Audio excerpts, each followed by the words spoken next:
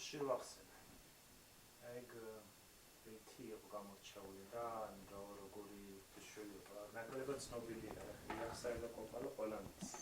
პირქუში ძალიან ცნობილია. ეხლა პირქუში, ეხცენი ყველანი ცნობილნი არიან, ამათ როგორ განდევნეს დევები. და ჩვენ მოგვიპოვეს ესა ცხოვრისი.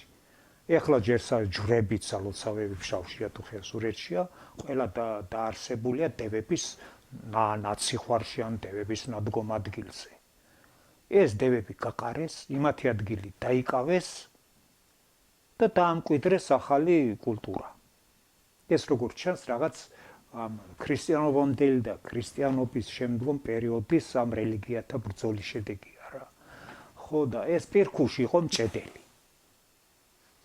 ეს უჭედავდა ამ ღვთისმშობლებს იარაღს და სამკაულებსაც ჭერდა თურმე ქალი სამკაულებს. მჭედელი ყოფილა ბაცალიკოს და ახატშიარი მაგისი ძირითადი სალოცავი პირქუშისა და ძალიან ავიჯვარია ეხლა ცეცხლს აჩენდა თურმე ამ ურწმუნო ხალხს და მაგას მეო სამჭედლო ქონია მივედიოდა გრდემლზე ეწერაო გელაიშვილი დავითიო და ვერაფრით ვერ წავშალეო და ეს მეორე სახელიც აქვს მაგას. მაგრამ ამ ღვთისმშობლებს რაღაცა დავაც ჰქონდა ერთმანეთთან. მაგალითად რომ ვიღაცამ ერთმა ღვთისმშობლმა სთხოვა პირქუს რაღაც ხმალიო თუ ფარიო თუ შუბი გამიჭედიო და არ გაუჭედა. და აი ეს ღვთისმშობლებიც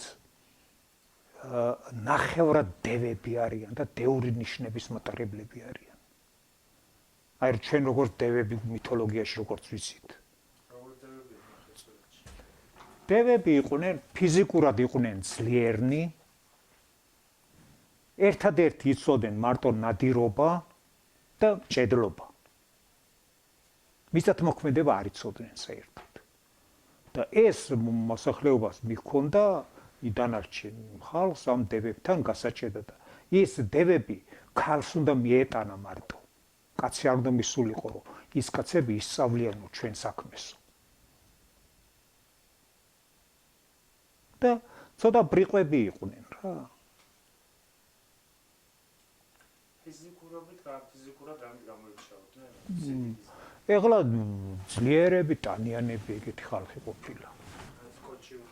არა, ეგ უკვე მერეს გაზღაპრებულია რა, არაფერი კოჩი უღმა.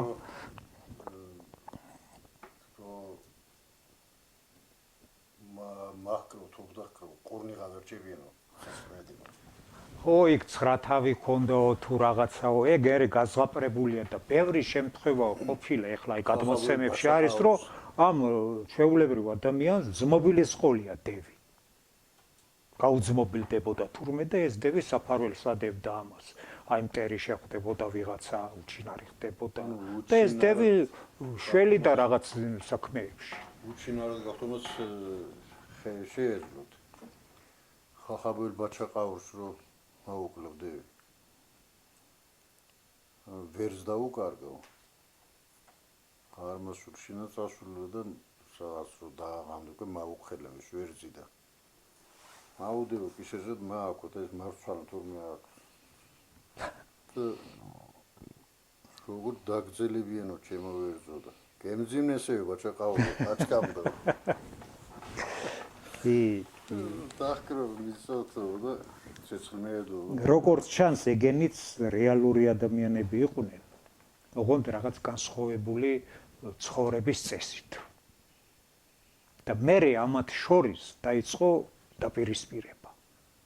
და ბოლოს ეს ამ დევების ასიმილაცია მოხდა, მოექცნენ. ან კიდევ გადაშენდნენ, გაქრნენ. შეიძლება ჩვეულებრივი ადამიანებიც იყვნენ და დაპირისპირებული. შეიძლება, ხო, აი ეგ რელიგიათა დაპირისპირებაც იყო, სარწმუნოების დაპირისპირებაც. ზებუნებრივი თვისებები. კი, არის აი მაგალითად, აი ძველი გეოგრაფიული ძეგლებია, იქ არის ყოლაელ ყმართა წამება. ეგეთი ნაწარმოებია და იქ ერთ სოფელში დევები და ეს ჩვეულებრივი ადამიანები გვერდის გვერდ ცხოვრობენ. ქართული ის არის, აი ძველი წყაროა რა, წარმოებია. და ამ ბალღებს მოვა ჩხუბი ერთმანეთში თუ რაღაცა და დაუპირისპირდებიან ერთმანეთს. აი ეგეთი რაღაცა ხდება აქაც რა. პირქუში, იახსარი, კოპალა, კიდე ბერი ბაადური, კვირაე, ეს ნაღვარმშვენიერი, გიორგი ნაღვარმშვენიერი, გიორგი ბოსლოვნისა, აი შუბნური ჯვარია ლიქოგში ეს გველეშაპის სახით არის ნერგის ანგელოზი, ეს საჩალის გიორგი, ფუძის ანგელოზი. კი, ყველა. მაგრამ ესენი ღვთისმშობლები იყვნენ, მაგრამ არა ფიზიკური შვილები. მინიჭებული ხო? ესენი აი როგორც ან სინათლის სახით, ან ტრედის სახით, ან რაღაცა გამორჩეულობით გახდნენ, გახთიშვილდნენ.